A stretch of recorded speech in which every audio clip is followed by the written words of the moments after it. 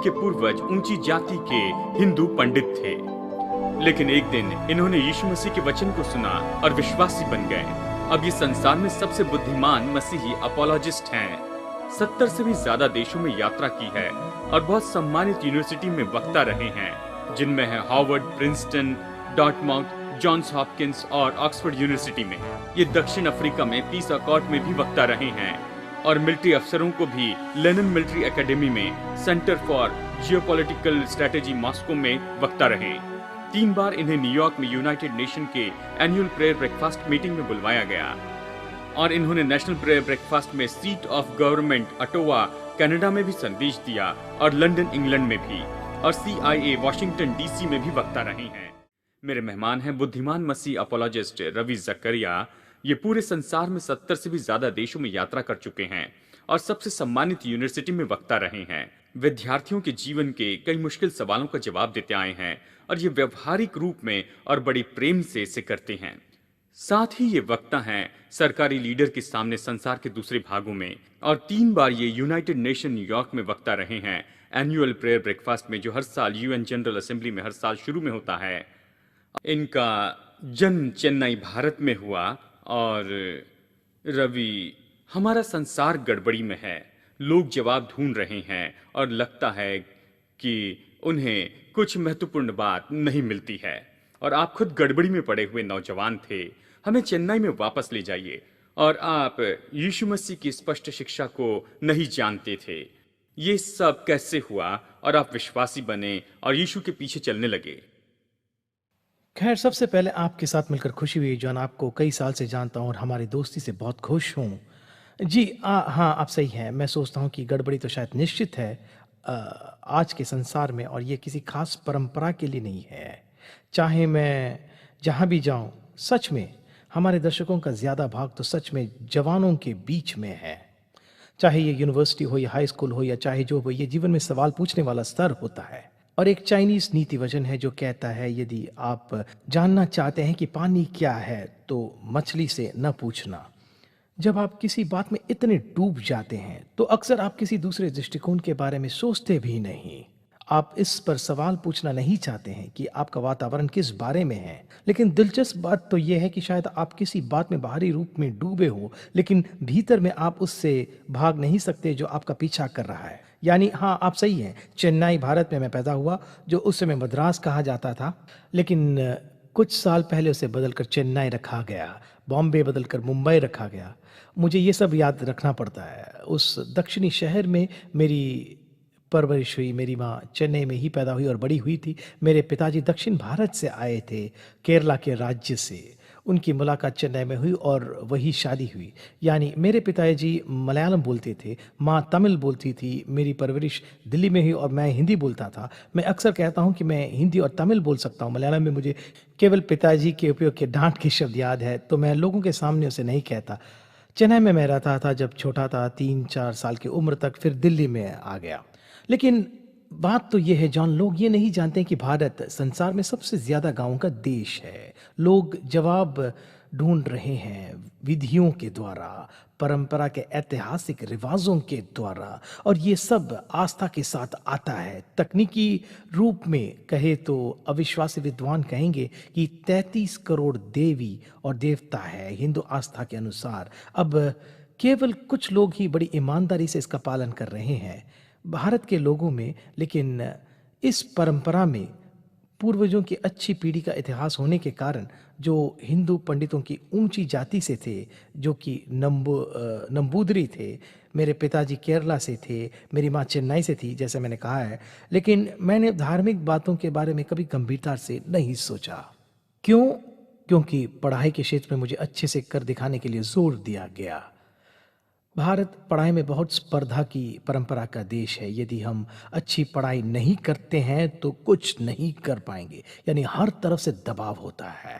वहाँ विद्यार्थियों पर बहुत दबाव होता है। जी, और केवल पास होने के लिए काफी नहीं, ज़्यादा अंक कमाने थे, लिस्ट में ऊपर रहना था और मैं ये नहीं कर रहा था। क्रिकेट मेरे खून में था, मैं क्रिकेट और टेनिस खेलता था, मुझे स्पोर्ट्स फील्ड पसंद था, पढ़ाई के भाग से नफ़रत करता था और फिर अंत में मेरे पिताजी के साथ मैं बड़ी परेशानी में फँस गया। मैं वो नहीं कर पा रहा था और उसे पाने की कोशिश करने और स्वीकृति की ज़रूरत के बारे में, भारत के बारे में एक और बात, ये शर्म पर चलने वाली परंपरा है। यदि अच्छी पढ़ाई नहीं करते हैं तो सफल होने की कोशिश में शर्मिंदा होते हैं। भारत में आत्महत्या करने का सबसे ज़्यादा रेट तो तब होता है, अखबारों में परीक्षा के रिजल्ट्स दिए जाते हैं। पूरे देश में बच्चे बिल्डिंग से कूदते हैं, खुद पर केरोसिन डालते हैं और खुद को जलाते हैं। यहाँ तक कि मेरे करीबी दोस्त ने भी खुद के साथ ऐसे किया। यानी ये इस तरह की परंपरा थी जिसमें मैं जन्मा, बड़ा और लड़ता रहा। मेरे भाई और बहन अच्छे पढ़ रहे थे और मैं नहीं। मैं परिवार में असफल व्यक्ति था और अंत में इसी ने मुझे पकड़ लिया।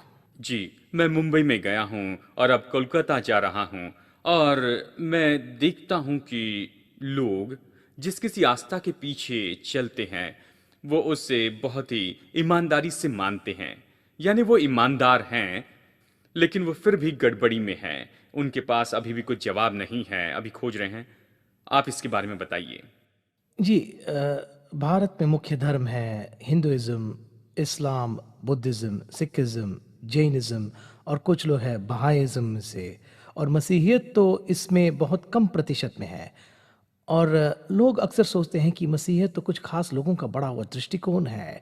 नहीं, नहीं, ये सच है कि सब बड़े हुए दृष्टिकोण के हैं। कोई भी बड़े दृष्टिकोण के बिना नहीं है, नहीं तो वो नहीं बनते। वो एक उद्देश्य के लिए बनाए गए हैं, केवल कुछ को छोड़कर। और जवाब की खोज में मैं तो चाहे जो भी उसमें गया और खालीपन और अकेलापन और स्कूल की असफलता, देखिए ये सब मेरे एक भी मसीही दोस्त नहीं थे। वो सब तो ज़्यादातर लोग हिंदू दृष्टिकोण के थे जो परिवार के लिए बहुत आदर की जिम्मेदारी रखता है, और ये सब मेरी परवरिश इसी तरह हुई। लेकिन खालीपन भीतर आया बिना जवाब के, केवल सवाल थे। परंपरा, परंपरा, परंपरा, इसे मानना ही होगा। मैं जानता था कि ये मुझे कहीं नहीं ले जाएगा और अंत में मैंने आत्महत्या करने की कोशिश की। जी, इसके बारे में बताइए, आपने कैसे किया? खैर, कई साल तक इसे नहीं कर पाया जॉन, सच कहता हूँ। जब तक मेरे पिताजी और माँ जिंदा थे, ये उनके लिए बहुत शर्म की बात थी। फिर मेरे पिताजी के अंतिम साल में पूरी तरह शून्य हो गया। उन्होंने मेरी पत्नी से इसके बारे में कहने के लिए कहा और फिर उन्होंने बात की, और ये तो फिर से शर्म की बात थी। कोई मानना नहीं चाहता है कि कोई कहे कि कितने नीचे गए थे। दर्शकों को बताना चाहता हूँ कि इसका मनोवैज्ञानिक अयोग्यता से संबंध नहीं था और ड्रग्स और इस तरह की दूसरी बातों का मुद्दा नहीं था। ये केवल अर्थ की खोज करना था। मैं जीवन को एक साथ रखना चाहता था और ये मेरे लिए एक साथ नहीं आ रही थी। तो मैं कॉलेज में अपनी क्लास में गया और वहाँ पर साइंस लैब में गया, कुछ केमिकल्स देखे, साथ में ये प्लास्टिक बैग्स लिए। मुझे पता नहीं था कि क्या कहा गया है, केवल वो नहीं लिया जिस पर लिखा था जहर। उसे साथ में घर लेकर आया, पानी के ग्लास में डाला। एक दिन सुबह की बात है, सब लोग घर से बाहर थे। रेस्टरूम में गया, उसे हिलाया, वो तुरंत ही घुलने लगा प्रभावी रूप में। मैंने टीस्पून से उसे घुमाया और उसे निगल लिया। मैं शुरू के दिनों में अपनी कहानी ये कहते हुए बताता था, दुर्भाग्यवश। लेकिन एक बार डॉक्टर ने मुझे सही किया कि आप सौभाग्य से इसे कहना शुरू कीजिए। वो बहुत नमकीन था और मेरा सिस्टम उसका इनकार करने लगा। तब मैं सिंक को पकड़े हुए था, पूरी तरह पसीना पसीना हो गया था। मैं अपने घुटनों पर गिर गया, मदद के लिए जोर से चिल्लाया। घर की नौकर ने मुझे चिल्लाते हुए सुना। घर में और कोई नहीं था। वो आए, मुझे पता नहीं था कि दरवाज़ा तोड़ दिया या उसे धक्का मारकर गिरा दिया। मुझे पूरी तरह से याद नहीं, लेकिन उसने मुझे उस दयनीय दिशा में देखा, मुझे टैक्सी में बिठाकर हॉस्पिटल ले गए। और जब मैं पूरी तरह से होश में आया, मुझे इतना ही पता है कि मेरे हाथ में सुइयां थी। डिहाइड्रेशन के कारण मेरे माता पिता मेरे बगल में ही थे। वो पूरी तरह निराश थे कि तुम्हें पता नहीं कि किस तरह से जिए, अब तुम्हें मरना भी नहीं आता। वो तो मेरे लिए चौराहे की जगह का पल था कि जो सवाल मैं पूछ रहा था उसे गंभीरता से पूछता चला जाऊं। एक आदमी आपके कमरे में आए और क्या किया? खैर, ये मेरे लिए अद्भुत बात है, इसलिए मैं अलौकिक मुलाकात पर विश्वास करता हूँ। मैं किसी के आने की राह नहीं देख रहा था। सच में मुझे पता नहीं कि उन्हें इस तरह क्यों आने दिया। शायद इसलिए कि उन्होंने कहा था कि वो सेवक हैं और वो एक छोटा लाल नया नियम लाए थे और मेरे लिए उसे पढ़ना चाहते थे। और मेरी माँ ने कहा, वो नहीं कर पाए, मैं बुरी दशा में था। तो उन्होंने यूहन्ना का 14वां अध्याय निकाला और वहां अद्भुत रूप में यीशु थोमा से कह रहा था, पहला व्यक्ति जो भारत में सुसमाचार लेकर आया और वो नंबूदरी लोगों तक पहुंच रहे थे। मैं बताता हूँ, मेरे ही पूर्वज जो सदियों पहले थे। और यूहन्ना के उस 14वें अध्याय में जैसे यीशु कह रहा था, क्योंकि मैं जीवित हूं तुम भी जीवित रहोगे। मैंने उस वचन को पकड़ लिया और कहा, यीशु यदि तू मुझे वो जीवन दे रहा है जो मैंने कभी नहीं पाया था, मुझे तुझसे वो जीवन चाहिए। वो मेरे लिए बदलाव की जगह थी। मैंने सच में कोई अर्थपूर्ण प्रार्थना नहीं की और मैंने यीशु मसीह को न्योता दिया, जीवन का कर्ता, कि मुझे वो जीवन दे जो केवल वो दे सकता था। 17 साल की उम्र में और मेरी माँ को बाइबल दी गई, मैं उसे नहीं पकड़ पाया। जैसे मैंने बताया था कि डिहाइड्रेशन हुआ था, तो मेरी माँ ने अपनी भारी आवाज़ में मेरे लिए इसे पढ़ा। मैंने प्रार्थना की और वो इस यात्रा की शुरुआत थी जो अभी भी जारी है, जो पूरी खुशी और सच्चाई से भरी है। जी, मोड़ और घुमाव, उतार चढ़ाव आए, लेकिन जब परमेश्वर का नक्शा हमारे मन में होता है, आप उसके साथ हाथ मिलाकर चलते हैं। मेरे मेहमान हैं रवि जकारिया, विद्वान मसीह अपोलॉजिस्ट, जिन्होंने मेरे पहचान के सभी लोगों में सबसे ज्यादा यूनिवर्सिटी कैंपस में संदेश दिया है। और आपको हार्वर्ड में आने के लिए कहा गया था और बहुत ही मुश्किल सवाल पर लेक्चर देने के लिए कहा गया था, क्या मनुष्य परमेश्वर के बिना जी सकता है? और उस लेक्चर में से एक किताब बनी, लेकिन मुझे वापस ले जाइए और सवाल का जवाब दीजिए, क्या मनुष्य परमेश्वर बिना जी सकता है? जी, ये मेरे लिए बहुत ही याद रखने वाला समय था जॉन। 90 की शुरुआत में जब पहला वेरिटास फोरम किया गया, अब वो पूरे देश में इसे करते हैं, अलग यूनिवर्सिटीज़ में। और मुझे विषय दिया गया था, क्या मनुष्य परमेश्वर के बिना जी सकता है। विल डोरेंट के कोटेशन से उन्होंने कहा था कि हमारे समय का सबसे महान सवाल है वो तो उत्तर के विरुद्ध में दक्षिण जाना नहीं है, पूर्व से या पश्चिम में, कम्युनिज्म से कैपिटलिज्म में, लेकिन हमारे समय का सबसे महान सवाल होगा कि क्या मनुष्य परमेश्वर के बिना जी सकता है। और मैंने इन्हीं आखिरी शब्दों को लिया और मेरे लेक्चर का शीर्षक दिया। मैंने वहाँ 2 लेक्चर दिए जिसे बहुत से समूह ने स्पॉन्सर किया था, फिलोसॉफिकल सोसाइटी, मसीही ग्रुप्स और दूसरे लोग, और जगह थी हार्वर्ड लॉ स्कूल। और मुझे इसके बारे में 2 बातों बहुत ही स्पष्ट रूप में पता है। ये Harvard Yale football game weekend में हुआ था, तो वो परेशान थे कि किस तरह की प्रतिक्रिया होगी। और नंबर 2, मैं पहली बार अपने पैरों पर खड़ा था पिछले 2 हफ्तों के बाद। मैं स्कॉटलैंड में था, कुछ रिसर्च कर रहा था डेविड लिविंगस्टन पर। पीठ में चोट लगी, डिस्क हर्निएट हुई, मेरा शरीर इस तरह झुक गया था।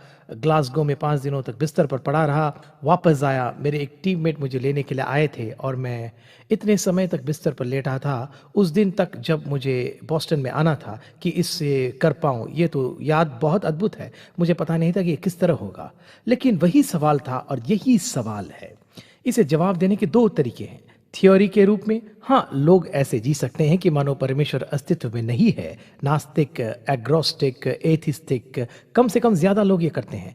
व्यवहारिक रूप में ये असंभव है, खासकर आप किसी भी बात पर नैतिकता की बात करना चाहते हैं। यही परेशानी जॉन पॉल सार्त्र की थी, यही परेशानी आगे जाकर एंथनी फ्लू की भी थी।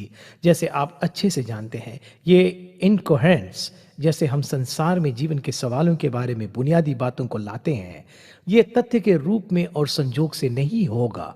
जी, अस्तित्व के रूप में लोग इसे हटाना चाहेंगे और जैसे तैसे जीवन जी लेंगे। लेकिन यदि आप अच्छा जीवन जीना चाहते हैं और पीछा करने वाले सवालों का जवाब देना चाहते हैं, तो परमेश्वर के बिना जीना असंभव है। मैं सोचता हूं कि यह डुरांड्स की चुनौती थी। क्या हम ऐसे जिएंगे जैसे मानो वो अस्तित्व में नहीं है? और यदि ये होता है तो हम किस तरह की गड़बड़ी के संसार का सामना करेंगे? और जैसे नीत्शे ही ने कहा, 20वीं सदी इतिहास में सबसे ज्यादा खून बहने वाली होगी, क्योंकि परमेश्वर की मृत्यु के बाद विख्यात हुई थी। और ये ऐसा ही हुआ। पिछली 19वीं सदी के साथ जुड़ने से भी ज्यादा खून बहाया गया। जी, मैंने दिलचस्प पाया कि नीत्शे के लेख ने हिटलर पर प्रभाव डाला और हिटलर ने उन्हें स्टालिन को दिया और मुसोलिनी को दिया। और आप बता सकते हैं कि इन तीनों देशों के साथ क्या हुआ?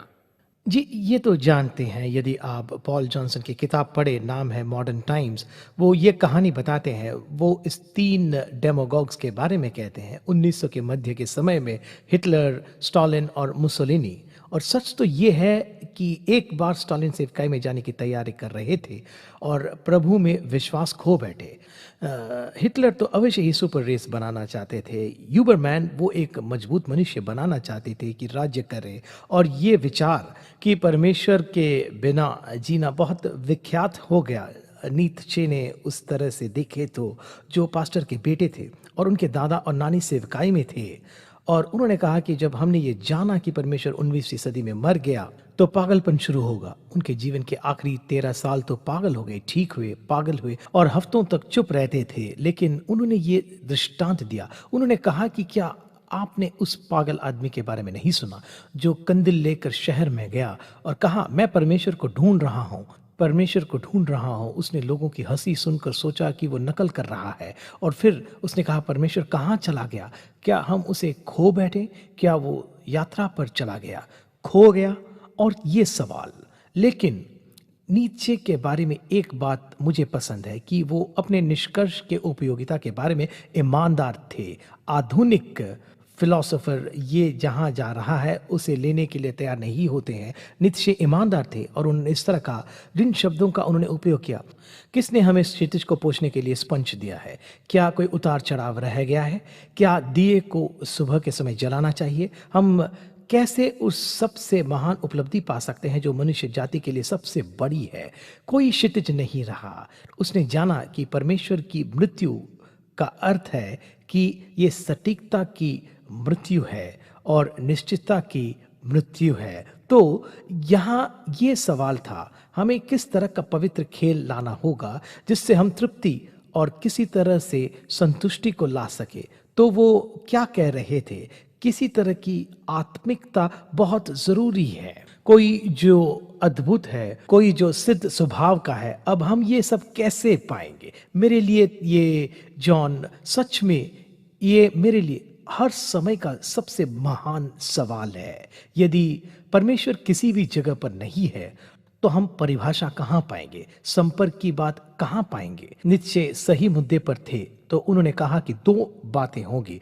20वीं सदी इतिहास में सबसे खून भरी सदी होगी क्योंकि 19वीं सदी ने परमेश्वर को मार दिया। फिलोसॉफिकली कह रहे थे, और पूरे संसार में पागलपन कैसे होगा? अवश्य ही हमें सलमत से बाहर आकर इन बातों को देखना होगा कि आज हम इस संसार में कहाँ हैं। जब हम देखते हैं कि 20वीं सदी में क्या हुआ, अश्वेत और ये सारी बातें, जानते हैं लोग इन बातों को सुनना नहीं चाहते हैं। कहते हैं आप हद पार कर इसे खींच रहे हैं। नहीं नहीं, G.K. चेस्टरटन ने इसे इस तरह रखा, परमेश्वर में विश्वास न करने की दुख की बात। ये ऐसा नहीं कि वो व्यक्ति किसी में विश्वास न करे, लेकिन ये इससे भी बुरा है, वो व्यक्ति किसी भी बात में विश्वास कर सकता है। जी, आपने कहा कि ये 4 मुश्किलें हो गई जब हम परमेश्वर की उपस्थिति को दूर करते हैं परंपरा के जीवन में या किसी व्यक्ति के जीवन में। और पहला तो आपने कहा था वो तो ये है, और कोई नहीं था जिसने समझ के साथ बहस की हो कि इन सवालों का बेहतर जवाब दे सके। तो पहला है, यदि परमेश्वर अस्तित्व में नहीं है तो किसी नैतिक ढांचे के लिए कोई विवाद की कोई बात ही नहीं है।